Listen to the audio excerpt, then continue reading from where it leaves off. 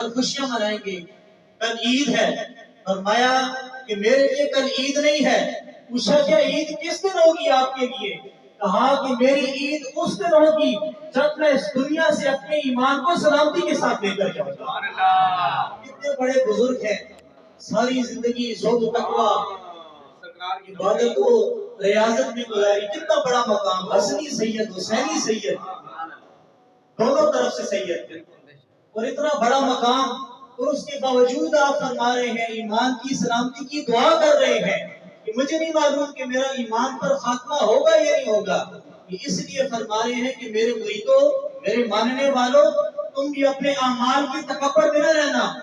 اپنے اعمال کے زوم میں اور بڑائی میں نہ رہنا، کہ فرمایا کہ ایمان کی سلامتی کی دعا کرتے رہنا، کیونکہ یہ ایمان اتنی قیمتی چیز ہے کہ حضور پاک صلی اللہ علیہ وسلم نے فرمایا تھا، حدیث شریف ہے کہ بہت سے ایسے لوگ ہیں جو ساری زندگی کام ایسے کرتے ہیں جیسے جنتیوں والے کام ہیں، جنتیوں والے کام کرتے ہیں، لیکن فرمایا کہ ہم فی النار، آخر میں وہ جہنم میں چلے جائیں گے، آخری وقت آئے گا ایمان نصیب نہیں ہوگا۔ اور کچھ لوگ ایسے ہیں، بہت سے لوگ ایسے ہیں کہ جو کام کو جہنمیوں والے کرتے ہیں، لیکن جب آخری وقت آتا ہے اللہ تبارک و تعالیٰ انہیں ایمان کی دولت سے سرفراز فرما دیتا ہے۔ اور یہ لوگ کون ہوتے ہیں جنہیں آخری وقت میں ایمان مل جاتا ہے؟ اور وہ لوگ جنہیں آخری وقت میں ایمان کی دولت ان سے سلب کر دی جاتی ہے، یہ وہ لوگ ہیں جو اولیاء کرام اور